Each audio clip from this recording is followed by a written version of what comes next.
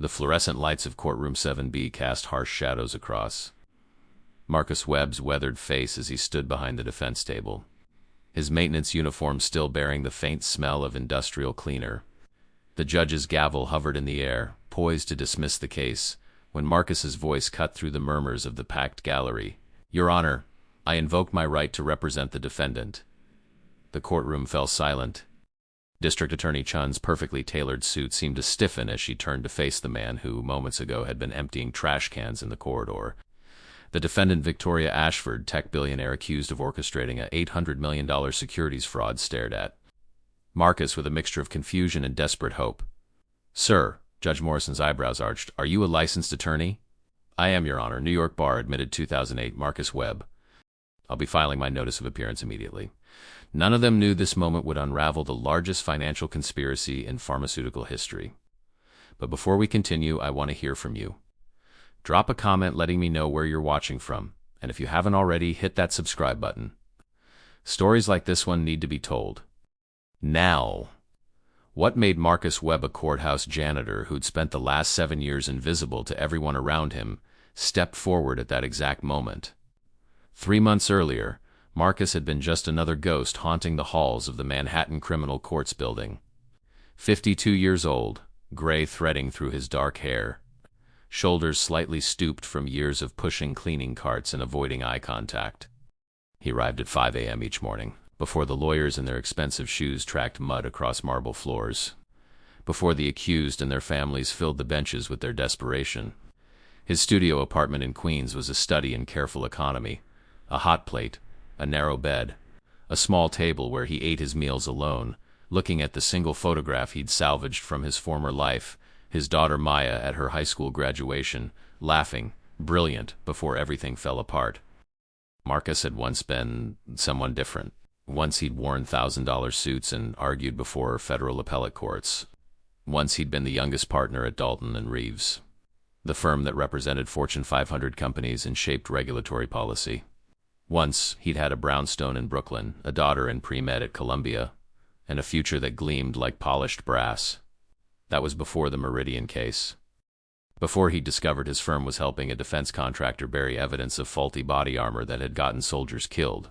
Before he'd gone to the authorities. Before the firm had destroyed him with manufactured ethics violations, leaked finances suggesting embezzlement, and a coordinated media campaign that painted him as mentally unstable. The New York Bar suspended his license. Maya dropped out of school when the legal bills consumed their savings. His wife left. The brownstone sold at auction. Within 18 months, Marcus Webb had been erased. The reinstatement process took 7 years. 7 years of night classes, psychiatric evaluations, character witnesses, and poverty. 7 years of pushing a mop while lawyers he once out-argued stepped over him. But last month, the notice had finally arrived. His license was restored, with the quiet admission that the original charges had been improperly substantiated. No apology, no compensation, just permission to practice again. Marcus had applied to 50 firms, 0 responses. Public defenders wouldn't hire someone with his history, so he kept cleaning, kept his head down, and told himself he'd done the right thing by trying. That morning, the morning Victoria Ashford's world collapsed, Marcus was emptying trash cans on the 7th floor when he saw her being led through the corridor in handcuffs. He recognized her instantly. Everyone did. Victoria Ashford, founder of Biosynth Dynamics, developer of the revolutionary cancer treatment that had saved thousands of lives. Forbes 30 under 30. MIT valedictorian. 40 years old and already a legend. She looked smaller than her magazine covers suggested. Terrified. Her attorney, Randall Price, a corporate shark from White & Klein, walked beside her with barely concealed disgust, already calculating how to distance his firm from the scandal. Marcus saw Price whisper something harsh. Saw Victoria's face crumble. Saw Price turn and walk away, leaving her alone with a court-appointed public defender who looked fresh out of law school and utterly overwhelmed. That's when Marcus understood. They were going to let her burn, whether she was guilty or not. The arraignment was a massacre. District Attorney Chun presented evidence of wire transfers, falsified clinical trial data, and insider trading. She painted Victoria as a sociopath who'd manipulated investors while knowing her flagship drug. Sinskir was based on fraudulent research. The public defender stammered through objections. Judge Morrison set bail at $50 million. Victoria, worth billions on paper but with assets frozen, couldn't post it. She was going to Rikers to await trial. Marcus stood in the corridor afterward, trash bag in hand, invisible. Victoria sat alone on a bench, wrists still bearing the red marks from handcuffs, waiting for transport. Her empire had just been demolished in 40 minutes, and there was no one there for her. No family in the gallery, no friends. Just court officers and journalists hungry for the next headline. Marcus set down his trash bag. He walked over. He sat beside her. "Dr. Ashford," he said quietly. "Did you do it?" She turned to him, her eyes red but dry, too shocked for tears. "Who are you?" "Someone who understands being destroyed for things you didn't do. Did you fabricate the clinical data?" "No," her voice was raw. "I don't even understand what they're claiming. The trials were conducted by independent researchers. I've never touched the raw data. I don't have that access, then someone else did." Marcus looked at her carefully. "And they framed you for it. Why would you care? You don't know me." "Because I've seen this before. Because powerful people don't go down unless someone even more powerful wants them gone," he paused. "And because I'm a lawyer and you need one who actually believes you." Victoria laughed, bitter and broken. "You're the janitor. I'm both." Marcus pulled out his wallet, removed the letter from the Bar Association, now worn from folding and unfolding. "Reinstated last month. Hey, my license is active. And if you'll have me, I'll represent you." She stared at the letter, then at his maintenance uniform, then at his face. "Why?" "Because I know what it's like to be innocent and watching the system destroy you anyway. Because I lost everything once, and I'm not afraid of it happening again." He met her eyes. "And because whoever did this to you probably did it to me too." That's how Marcus Webb walked into him. Courtroom 7B, 3 days later, having filed his notice of appearance in the middle of the night. Having spent every hour since reviewing the case files Victoria had on her laptop, having seen the patterns that no one else was looking for, the prosecution thought they'd already won. Randall Price watched from the gallery with cold satisfaction, clearly pleased to see his former client represented by courthouse janitorial staff. The media sketched frantically. But when Marcus began to speak, his voice carried the authority of someone who'd once argued cases that shaped industries. "Your Honor, the prosecution's case rests entirely on documents allegedly found on Dr. Ashford's personal server. Documents that contain clinical data supposedly manipulated to inflate Syncura's efficacy. However, a basic metadata analysis, which I've submitted in my emergency motion, shows these documents were created 6 months after the clinical trials concluded, and 1 month after Biosynth's competitor, Helix Pharmaceuticals, launched their own cancer treatment." Da Chun shot to her feet. "Your Honor, this is absurd.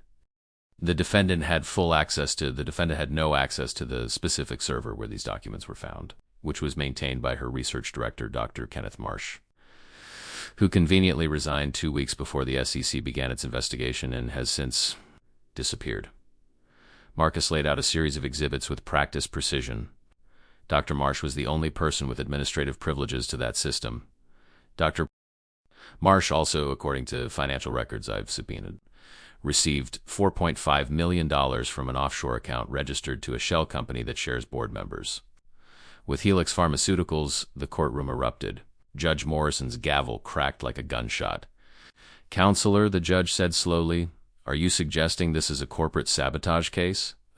"I'm suggesting the evidence against Dr. Ashford is manufactured, Your Honor. And I'm suggesting we postpone this proceeding until I can depose Dr. Marsh and examine the actual source of these documents." Chun's face had gone white. "Your Honor, this is a desperate deflection. The defendant is a flight risk with resources. Dr. Ashford's assets are frozen," Marcus interrupted. "She has no passport, no access to capital, and nowhere to run. I'm requesting she be released on her own recognizance to house arrest with electronic monitoring while we investigate the clear. Signs of evidence tampering." Judge Morrison studied Marcus for a long moment, then Victoria. Then the stack of exhibits Marcus had somehow compiled in 72 hours while working the night shift. Bail is reduced to $500,000, cash or bond. Electronic monitoring. Surrender of any travel documents. Next hearing in 2 weeks. The gavel fell. Victoria looked at Marcus with something like wonder as the court officers removed her ankle monitor application. In the hallway outside, she grabbed his arm. "How did you find all that?" "I didn't even know Marsh had left money because I've spent 7 years watching lawyers work. I know what they look for and what they ignore." Marcus handed her a card hastily printed at a 24-hour FedEx with his cell phone number. And because I've been where you are, someone powerful wanted you gone, Doctor. Ashford. I need to figure out who and why before they figure out we're onto them. Call me Victoria. She smiled for the first time, tentative and fragile. And I can't pay you. Everything's frozen. Then we'll work it out later. Right now I need you to make a list of everyone who had reason to want Biosynth destroyed. Every competitor, every jilted business partner, every person with a grudge. She nodded, then hesitated. Marcus, thank you for believing me. I've been in the position where no one did. I wouldn't wish that on anyone. He turned to leave, then paused. And Victoria? Get some rest. This is only the beginning. That night, in his studio apartment, Marcus spread Victoria's files across every surface. Clinical trial reports, financial statements, internal emails. The pieces of a puzzle he didn't yet understand but could feel taking shape. His phone rang at 2 a.m., unknown number. Mr. Webb? A woman's voice, young, urgent. This is Maya Webb, your daughter. Marcus's heart stopped. He hadn't spoken to Maya in 4 years. Not since she'd told him she couldn't handle being associated with his name anymore. Not after what happened with his firm. Maya? His voice cracked. Are you okay? Dad, I saw you on the news, representing Victoria Ashford. I need to talk to you. A pause. Can I come over? 30 minutes later, Maya stood in his doorway. 26 now, beautiful and guarded, wearing scrubs from the hospital where she worked as a nurse, having finally finished her degree after working her way through community college and state school instead of Columbia. Your place is tiny, she said, not unkindly. It's what I can afford. Marcus gestured to the only chair. Maya, why are you here? She sat, hands twisting together. Because I work at Presbyterian. Because 3 months ago we had a patient, a researcher from Biosynth, who came in with acute symptoms. Paranoia, claiming someone was trying to kill him. Security called it a psychiatric episode. But before they sedated him, he grabbed my arm and said they're going to blame Victoria. Tell someone about Helix. Marcus leaned forward. What was his name? Kenneth Marsh. The room seemed to tilt. Where is he now? Discharged himself the next morning. I tried to follow up, but he'd left the country. Dad, I think your client is telling the truth. And I think the people who framed her are the same ones who destroyed you. Why do you say that? Maya pulled out her phone, opened a photo. Because after I saw you on the news, I looked up Helix Pharmaceuticals. Their chief legal officer, Catherine Vance. She used to be senior partner at Dalton and Reeves. Your old firm?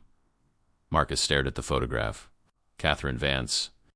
He remembered her, brilliant, ruthless, the one who'd orchestrated his destruction after he'd tried to expose the Meridian scandal. She'd left Dalton and Reeves 5 years ago, supposedly to go in-house somewhere. He'd never followed where. They're all connected, he whispered. Helix, the framing, Victoria. This isn't just about destroying a competitor. There's something else. Maya nodded. I came because I wanted to help. I have medical training, access to hospital records. And because ... she looked at him, eyes bright with unshed tears. Because I'm sorry, Dad. I'm sorry I believed what they said about you. I'm sorry I wasn't there when you needed me. Marcus crossed the small room, pulled his daughter into his arms for the first time in 4 years. You have nothing to apologize for. You were trying to survive. I understand that. Let me help you now, she said into his shoulder. Let me help you prove she's innocent. Maya, these people are dangerous. They've already destroyed 2 lives. If they know you're involved, then they'll learn I'm your daughter, she pulled back, fierce, and that I'm not afraid of them. The next morning, Marcus arrived at Victoria's townhouse in Tribeca, an only property she'd owned outright before the asset freeze. She answered the door in jeans and a sweater, looking more human than she had in her courtroom suit, but with dark circles under her eyes that spoke of sleepless nights. I found something, Marcus said without preamble. Can we talk? Victoria's home was decorated with minimalist precision, modern art, clean lines, floor-to-ceiling windows overlooking the Hudson. But the coffee table was buried under the same files that had consumed Marcus's apartment. I haven't slept, she admitted. Every time I close my eyes, I see my company burning. Then we'll build something better from the ashes. But first we need to understand what we're fighting. Marcus laid out his theory. Helix Pharmaceuticals. Desperate to corner the cancer treatment market, had planted Kenneth Marsh years ago as a mole inside Biosynth. Marsh had falsified data, then framed Victoria when Biosynth's legitimate research threatened to make Helix obsolete. But why me specifically? Victoria asked. Why not just sabotage the drug? Because the drug works. SynthCure actually is revolutionary. They couldn't discredit the science, so they discredited you. Marcus pulled up financial data on his laptop. Helix's lead investors include Redstone Capital. Know who sits on Redstone's board? Tell me. 3 former executives from Dalton and Reeves, including Catherine Vance, the same firm that destroyed me when I tried to expose their corruption. This isn't coincidence, Victoria. This is pattern. They eliminate threats to their clients' interests, and they're very good at it. Victoria's face had gone pale. If you're right, they'll come after you next. After both of us. They already did 7 years ago. This time I'm ready. Marcus closed the laptop, but I need you to trust me completely. Can you do that? She met his eyes. You're the only person who's believed me. Yes, I trust you. Good. Because we're gonna need help I'm not sure we can get. That help came from an unexpected source. Maya, using her hospital credentials and natural resourcefulness, had tracked down Kenneth Marsh to a resort in the Cayman Islands. More importantly, she'd found his therapy sessions recorded by the hospital's psychiatric unit before his discharge, in which he'd rambled about falsifying clinical data under pressure from the woman from Helix, who'd promised him millions. It's not admissible, Marcus told Victoria and Maya in his apartment that night, the 3 of them hunched over his laptop. Patient confidentiality. But it tells us what to look for. Can we depose him? Victoria asked. If we can find him. If he's willing to talk. If Helix hasn't gotten to him first. Marcus rubbed his eyes. We need leverage. Something that makes him more afraid of prison than of Helix. Maya leaned back. What if we don't need Marsh? What if we can prove the data was false without him? How? The patients. The actual trial participants. If the data was manipulated, their real outcomes would be different from what's in the falsified records. I could access those medical records with their permission and compare them, Marcus considered. That's brilliant. It would take weeks to track them down, and his phone rang. Unknown number again. He answered on speaker. Mr. Webb? A man's voice, nervous. My name is Robert Chun. I was an investigator with the SEC. I work the Ashford case. Marcus's pulse quickened. Go on. I resigned yesterday. I resigned because I was told to ignore evidence. Specifically, evidence that the documents on Dr. Ashford's server were fabricated. I was told it came from the top, from the director's office, that we were to prosecute Dr. Ashford and close the case quickly. Why are you calling me? Because I spent 20 years at the SEC and I've never been ordered to ignore evidence before. Because I have copies of the suppressed analysis, and because I think your client is innocent. Marcus looked at Victoria, then at Maya. Mr. Chun, can you meet me tomorrow? Yes, but Mr. Webb, be careful. Whoever's behind this has reach, high-level reach. The line went dead. Victoria's hands were shaking. This is bigger than I thought, much bigger, Marcus agreed. But it also means we have a chance. If we can prove the SEC was corrupted, if we can show a pattern of evidence suppression, we can get the charges dismissed. The next 2 weeks were a blur of depositions, late-night research sessions, and growing evidence of a conspiracy that reached into federal agencies. Robert Chun provided documentation showing the SEC investigation had been rushed, with normal protocols ignored. Maya tracked down 14 clinical trial participants whose real medical outcomes matched the original, legitimate date, not the falsified versions. And Marcus, drawing on skills he'd thought were dead, began to build a case that would either vindicate Victoria or destroy them all. The second hearing was different. Marcus arrived in a suit not expensive, bought at a discount store, but clean and professional. Victoria sat beside him, no longer looking like a broken defendant, but like someone fighting back. The gallery was packed with journalists, curious lawyers, and several faces Marcus didn't recognize. Dia Chun's confidence had wavered. She'd clearly been briefed on Marcus's investigation. Your Honor, Marcus began. The defense moves to dismiss all charges against Dr. Ashford on the grounds of prosecutorial misconduct and fabricated evidence. The courtroom erupted again. Judge Morrison's gavel worked overtime. That's a serious accusation, Mr. Webb, and I have serious evidence.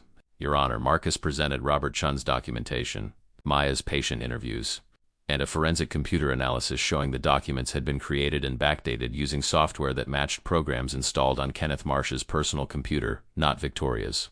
Furthermore, Marcus continued, his voice steady, we have testimony from Mr. Robert Chun, a 20-year veteran of the SEC, stating he was explicitly ordered to ignore this evidence in fast-track prosecution. We have financial records showing Dr. Marsh received substantial payments from entities connected to Helix Pharmaceuticals. And we have motive. Helix stands to gain $15 billion in market share if Biosynth is destroyed. Chun stood, her face rigid. Your Honor, these are conspiracy theories. The evidence against Dr. Ashford is fabricated, Marcus interrupted. And the prosecution knows it. The question is whether they were complicit or merely negligent. Judge Morrison looked at Chun with something like disappointment. Miss Chun, I'm going to need you to address these allegations. Does the government have any response to the forensic analysis? Chun's silence was damning. Finally, she said, we'll need to review these materials. You'll have 24 hours, Morrison said coldly. This court is adjourned. In the hallway, Victoria grabbed Marcus's hand. We're winning. We're surviving, Marcus corrected. They're going to come at us harder now. He was right. That night, someone broke into his apartment. Marcus arrived home to find his door forced open, his files scattered, his laptop gone. Only Maya's quick thinking, she'd backed everything up to a secure cloud server, saved the evidence. The message was clear. Stop or face consequences. Marcus didn't stop. Instead, he went to Victoria's townhouse where they'd set up a makeshift war room. Maya was already there, having taken leave from the hospital to work the case full-time. They're scared, Victoria said, looking at the photos of Marcus's ransacked apartment. That means we're close. It also means they're desperate. Marcus paced. We need protection. Real protection. Maya looked up from her laptop. I might have something. Remember how I said Marsh mentioned Helix in his psychiatric episode? I've been digging into Helix's financial records, the public ones. They're in serious debt. They borrowed billions to develop their cancer drug, and it's failing trials. If Biosynth's synth cure dominates the market, Helix goes bankrupt. So this isn't just about competition, Victoria said slowly. It's about survival.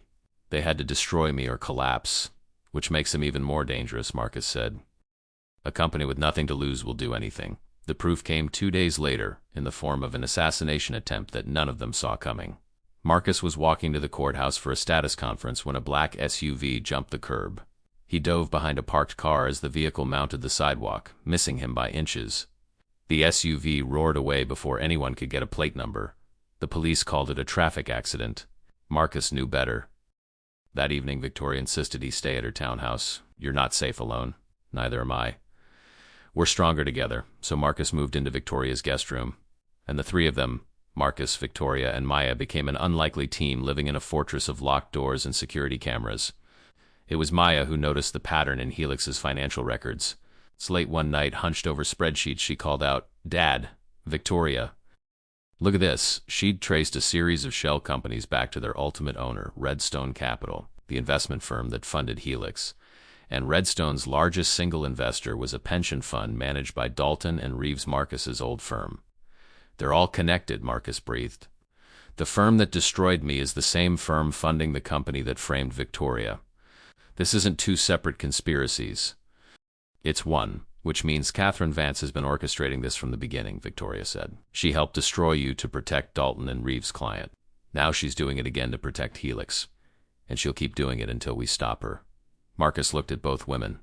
But to stop her, we need evidence that connects her directly to the frame-up. Everything we have is circumstantial.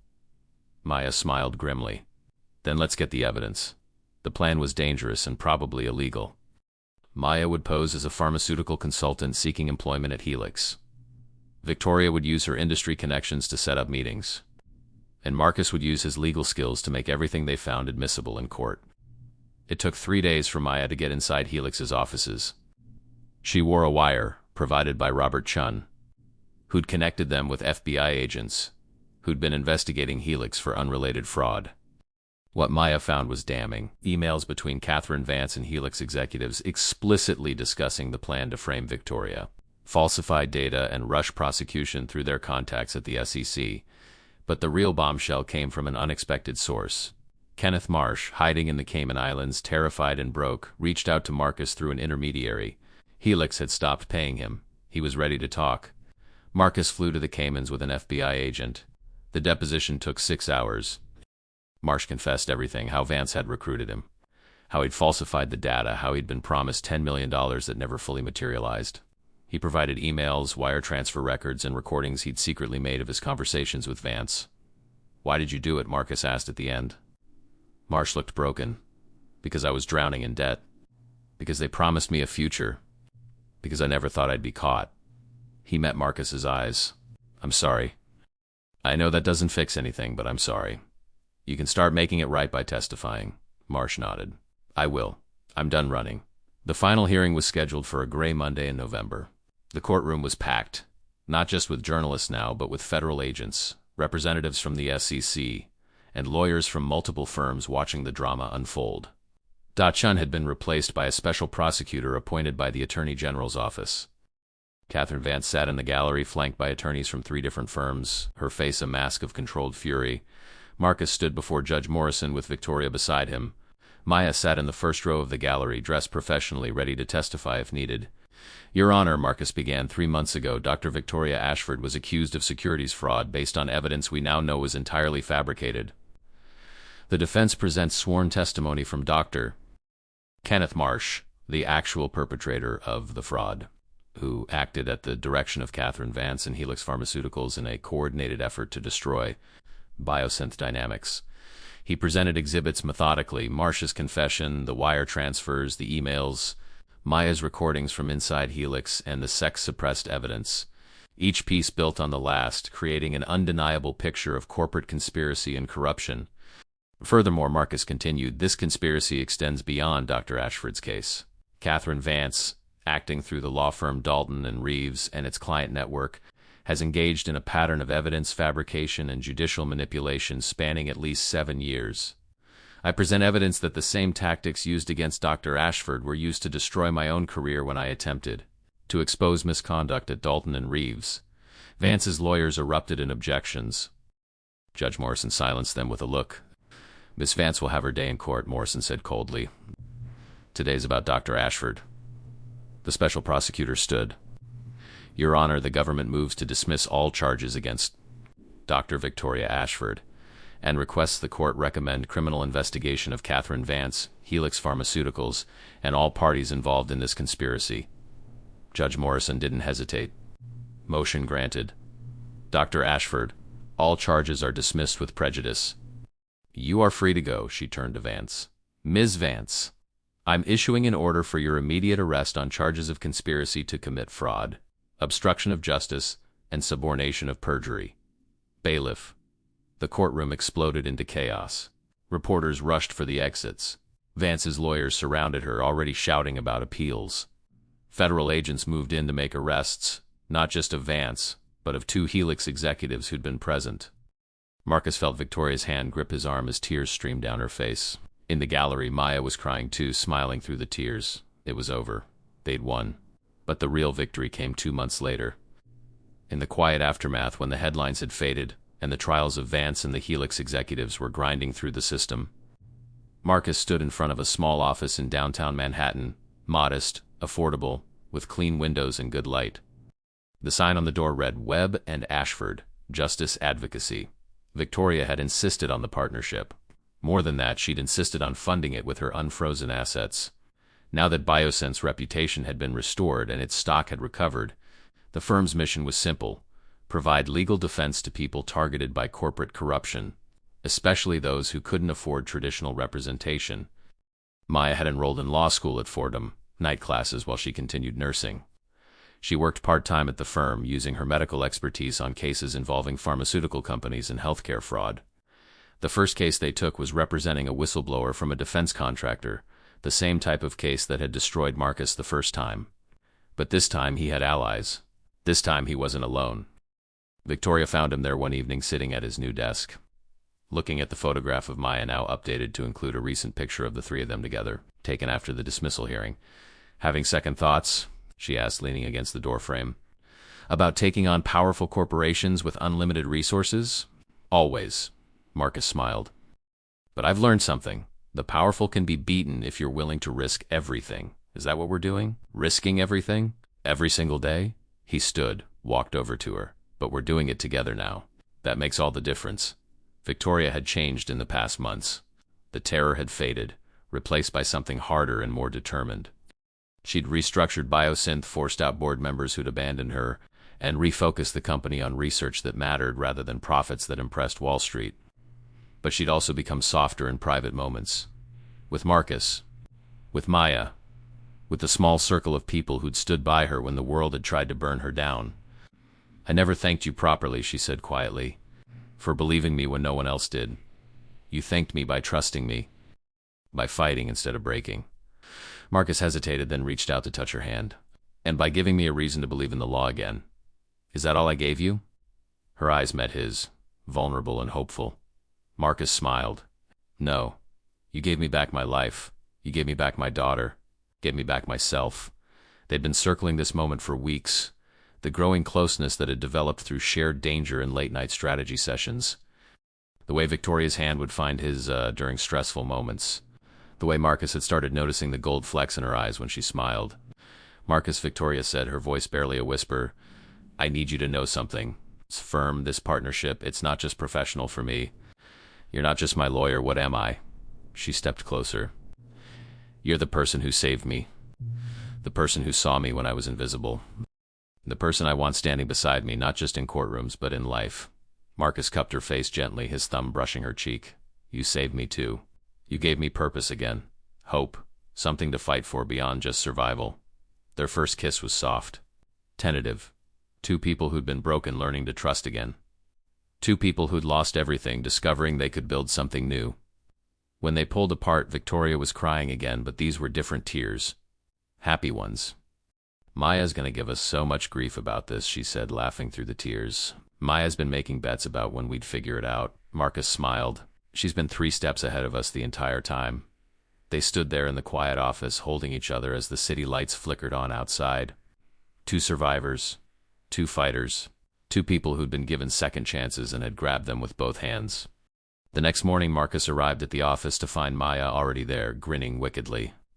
So, she said, should I start calling her mom? Marcus threw a wadded-up piece of paper at his daughter, who dodged it easily. Should I start assigning you research on maritime law? Dad successfully using dad jokes? Victoria's influence is already showing. Maya hugged him. I'm happy for you. For both of you. You deserve this. We all do. Marcus hugged her back. None of this works without you, Maya. You know that, right? I know. And I'm going to remind you of it constantly when you're teaching me to argue motions. She pulled back, suddenly serious. But I mean it, Dad. I'm proud of you. Not just for winning the case, but for never giving up. For keeping your integrity even when it cost you everything. I learned that from you. You kept fighting too, even when I gave you every reason not to. Their moment was interrupted by Victoria's arrival, carrying coffee and bagels, looking radiant in a way that had nothing to do with expensive clothes or perfect makeup and everything to do with genuine happiness. Family breakfast? She offered, setting down the bag. Maya and Marcus exchanged a look. Family breakfast, they agreed. As they sat together in the small office, planning their next case, a nurse who'd been fired for reporting unsafe patient care, Marcus felt something he hadn't experienced in 7 years, contentment.